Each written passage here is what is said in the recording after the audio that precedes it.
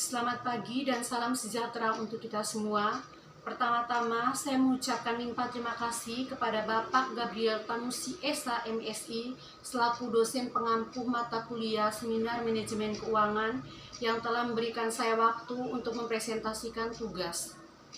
Saya Arnoldian Doi alias Selek MD, mahasiswi Universitas Flores, Program Studi Manajemen, NIM 2018-410-579, akan mempresentasikan tugas, yakni menentukan 3 judul proposal yang memuat kerangka berpikir, rumusan masalah, serta alat analisis data.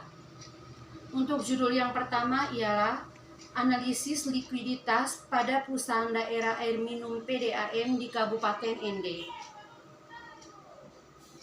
Masalah penelitian, faktor-faktor apa saja yang mempengaruhi tingkat current ratio pada perusahaan daerah air minum PDAM di Kabupaten Ende.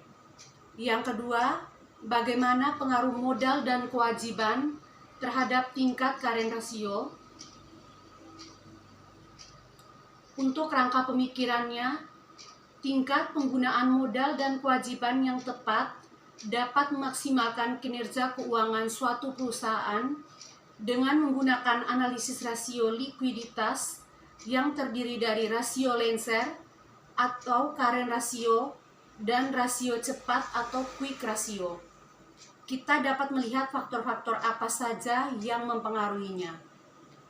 Serta alat analisis data ialah alat analisis data yang digunakan teknik analisa data kuantitatif yang didapat dari laporan keuangan PDAM Ende pada tahun 2019 sampai dengan 2021 yang kemudian dianalisis dengan menggunakan dasar-dasar teoritis dari landasan teori yang sudah ada. Teknik yang digunakan adalah dengan menggunakan rasio-rasio yang berkaitan dengan analisis rasio likuiditas seperti current ratio dan quick ratio.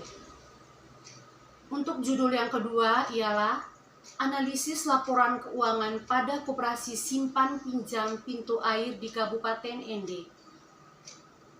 Masalah penelitian, bagaimanakah rasio keuangan yang dilakukan oleh koperasi simpan pinjam pintu air di Kabupaten Ende? Kerangka pemikiran, analisis rasio keuangan digambarkan dengan analisis rasio likuiditas, rasio aktivitas, rasio solvabilitas, rasio profitabilitas, dan rasio pasar.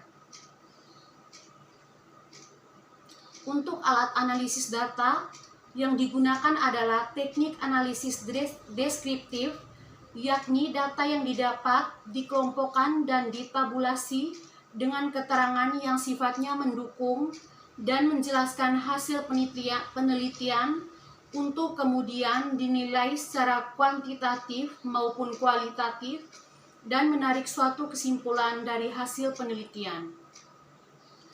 Untuk judul yang ketiga, analisis laporan arus kas sebagai alat ukur efektivitas kinerja keuangan pada PT NSC Finance Kabupaten Ende.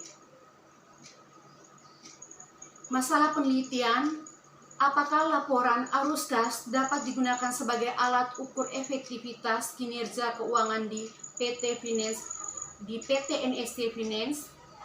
Kerangka pemikiran, analisis rasio laporan arus kas PT NSC Finance yang digunakan untuk menganalisis laporan arus kas terdiri dari 8 rasio, yaitu rasio arus kas operasi AKO, rasio cakupan kas terhadap bunga CKB, rasio cakupan kas terhadap hutang lancar atau CKHL, rasio pengeluaran modal atau PM, rasio total hutang atau TH, rasio cakupan arus dana atau CAD, rasio kecukupan arus kas atau KAK.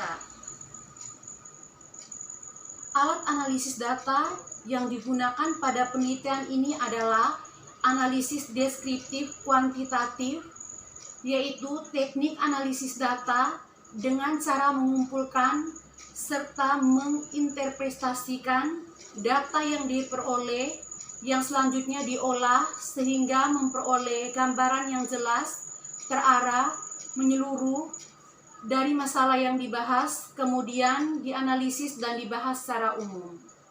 Sekian dan terima kasih.